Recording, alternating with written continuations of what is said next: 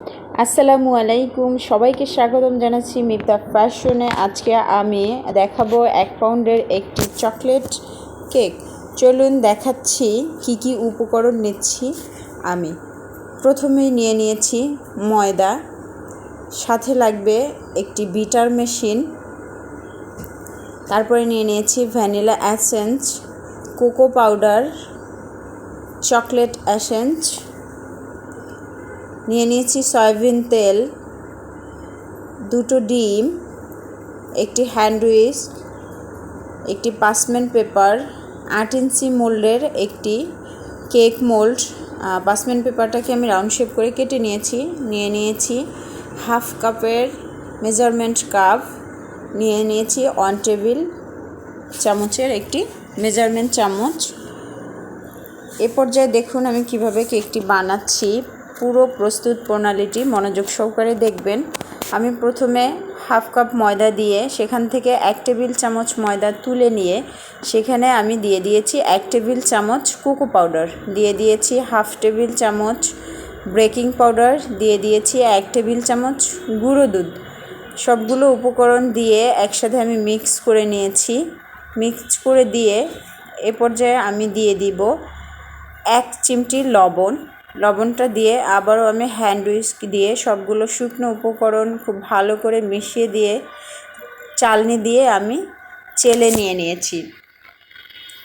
দেখুন যে দানাটা রয়েছে সেটাকে খুব ভালো করে মিশিয়ে চেলে নেবেন, কারণ এটার মাঝখানে থেকে যেতে পারে আপনার বেকিং পাউডার অথবা লবণ, তাই ভালো করে মিক্স করে নেবেন। এ পর্যায়ে নিয়ে নিয়েছি আমি 2টো ডিম, কারণ 1 পাউন্ড কেকের জন্য আমার 2টো ডিমই যথেষ্ট। 2টো ডিমের আমি সাদা অংশটাকে নিয়ে নিয়েছি, নিয়ে এটাকে আমি বিটার মেশিন দিয়ে হালকা স্পিডে আমি বিট করে নেব।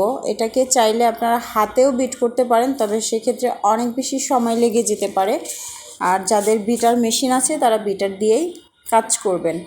এভাবে আমি হালকাভাবে বিট করতে থাকবো আর অল্প অল্প করে চিনি দিতে থাকবো। চিনি নিয়ে নিয়েছি আমি মেজারমেন্টের হাফ কাপ চিনি অল্প অল্প দিয়ে এভাবে বিট করবেন। এবারে বাকি সবগুলো একটা স্প্যাচুলা দিয়ে মাঝখানে এনে দিয়ে আবার ভালো করে বিট করতে হবে। মনে রাখবেন বিটার মেশিনটা একদমই স্লোতে রাখবেন। আপনার বিটারের সবচেয়ে স্লো যে বিটটা আছে সেটা দিয়ে বিট করবেন।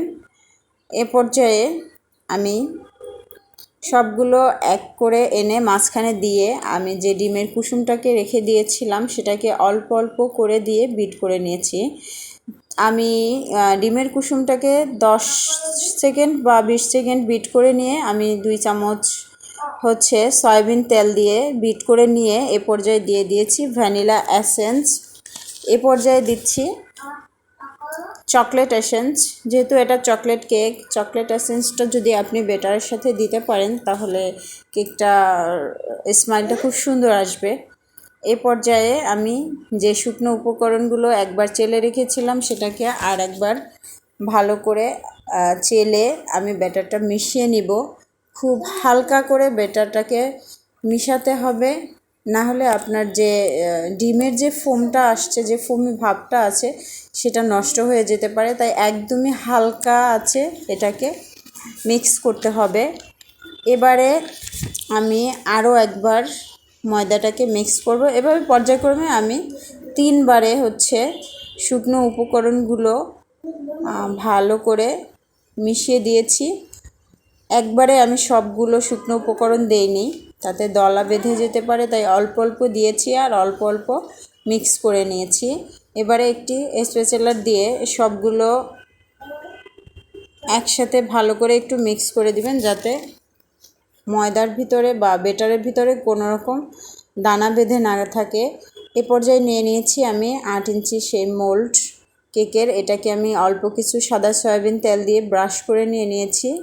তারপরে দিয়ে দিয়েছি আমি পার্চমেন্ট পেপারটাকে দিয়ে একটু তেলের ব্রাশটা দিয়ে হালকা ব্রাশ করে দিয়েছি। তারপরে আমি একটি কাঠি দিয়ে যে বেটারটা ঢেলে দিয়েছি সেটাকে একটু ঘুরিয়ে দিয়েছি যাতে ভিতরে কোনো বাবলস না থাকে। এ পর্যায়ে আমি এটাকে ওভেনে দিয়ে দিয়েছি। ওভেনটাকে আমি ফ্রি হিট করে রেখেছিলাম 10 মিনিটের জন্য। এ পর্যায়ে দেখুন আমার কেকটা খুব ভালো হয়ে এসেছে। আমি কেকটা ওভেনে দিয়েছিলাম 180 ডিগ্রি সেলসিয়াসে 35 মিনিটের জন্য। 35 মিনিট পরে আমি কেকটা নামিয়ে নিয়েছি। এবারে দেখুন আমি কেকটাকে দুটো ভাগে কেটে নিয়ে আমি কেকটাকে তৈরি করে নিচ্ছি, রেডি করছি ক্রিম দিয়ে। ক্রিমটাকে আমি আগেই বানিয়ে রেখেছিলাম, যেটাকে আমি দেখাইনি কারণ আমার ক্রিম বানানো রেসিপিটা আমার চ্যানেলে দেয়া আছে, আপনারা চাইলে পরে দেখে নিতে পারবেন। দেখুন এভাবে হালকা হাতে এটাকে ফিনিশিং দিতে হবে। আমি একটু ভিডিও ফাস্ট করে দিয়েছি যাতে আপনাদের দেখতে সুবিধা হয় আর ভিডিওটা বড় না হয়। এভাবে আমি ফুলগুলো বসিয়ে ভালো করে সেট করে নিয়েছি। নিচে একটি বর্ডার দিয়ে দিয়েছি, হালকা ছোট ছোট করে ফুল দিয়ে আমি বর্ডার করে দিয়েছি। এবারে পাশের যে ডিজাইনটা ছিল আমি চকলেট কালারের সাথে সাদা কালারটাকেই কম্বিনেশন করে দিয়েছি, মনে হচ্ছে ভালো হবে।